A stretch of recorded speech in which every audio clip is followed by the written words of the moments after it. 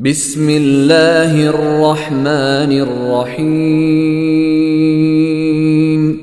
سبح اسم ربك الأعلى الذي خلق فسوى والذي قدر فهدى والذي أخرج المرعى فجعله غثاء أحوى سنقرئك فلا تنسى إلا ما شاء الله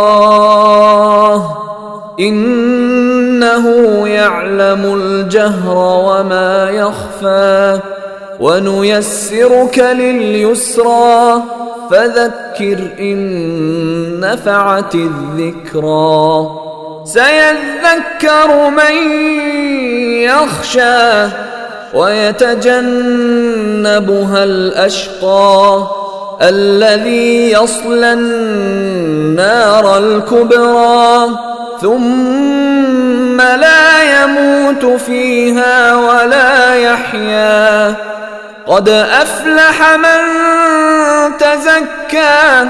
وذكر اسم ربه فصلى بل تؤثرون الحياة الدنيا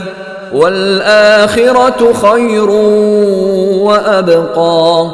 إن هذا لفي الصحف الأولى صحف إبراهيم وموسى.